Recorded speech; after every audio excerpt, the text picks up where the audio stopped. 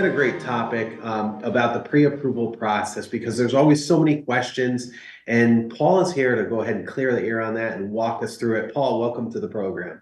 Thank you, Amelia, for having me this morning. I appreciate it. You need to get pre-approved before you start looking at homes. Number one, most important reason why is because you need to know your buying power. Obviously, you want to be comfortable, with even if you can, qualify for more, you want to be comfortable with your monthly payments. So you start looking at homes without knowing what payments are, how much you qualify for. It doesn't, serve anyone any type of benefit at all. You need to do it, the right way. Pre-approval really means when I sit down with someone either in person or they send me documents, securely, I need to run their credit.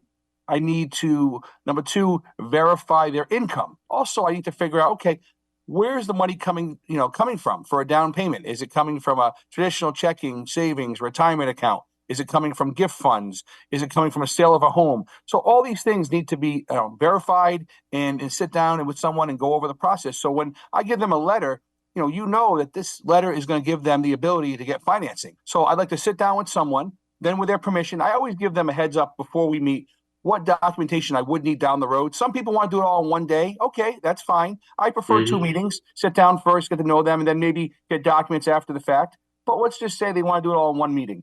I'll tell them, okay, we need the following documents. We'll need, a copy of your license so I can run credit, very, standard. I need your social security number. Then I would need your last 4 weeks pay stubs. You're like, why do you need 4 weeks? Well, I need to see that if your salary, okay, it's pretty straightforward. But if you're someone with commission, someone with bonuses, or any type of additional overtime income, I need to see it's consistent and see how many hours a week you have. And if there's someone where it's a situation a little more unique, like they own a business or they're self-employed and they have, a couple different revenue streams, you know what? I'll take the time and say, guess what? Let's review today. Give me extra 24 hours just to make sure. I have a background in accounting. Let me go through all this, make sure I'm giving you credit for all the income you have. Also, any money you're writing off, I have to subtract. So I sit down with them, look at all their tax returns, the K1s, they call them for business returns. Once I do all that and feel comfortable with income, then the next step, like I mentioned, will be your down payment, your assets. I ask for bank statements. They say, why do I need 2 months? Well, this is the reason why we need 2 months bank statements. Because if you had money that was gifted, okay, we can document that. But if all of a sudden you had cash in a drawer or from a friend you deposited last month, I need to make sure there's no large deposits. Because if there are, they're going to want to source that. So can we talk a little bit about the length and how long it could take somebody to get all of this paperwork over to you to get pre-approved? Sure, absolutely. So most people, I would say the average person who's very motivated, and I like to think everyone's motivated, but it takes probably 2 to 3 days to give me all the documentation I need. Some people can bang it out in one afternoon, and that's great.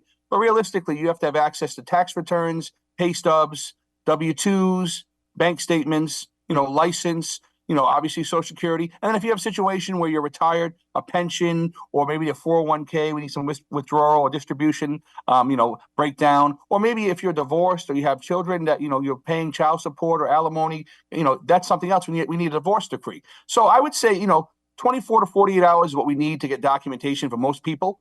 And my goal is when you give me documents, I like to get you a pre-approved letter within 24 hours. If something comes up outside the box, I need more documentation, sure. My goal, from start to finish, when we have a conversation to when I get documents, takes me all said and done between 1 to 2 days from start to finish to get you a letter. So, you start the process early, and I run credit. It's good for 120 days. So it's good for 4 months. So even if you're saying, well, I'm going to start in the spring. Well, guess what? It's going to be spring in about 4 weeks. So you should start now, get the letter, and that letter is going to be good now all the way through June. And it's going to protect you. And if you need to update it after 4 months, it might take me 20 minutes. Yeah. So I think this is the way you need to start the process.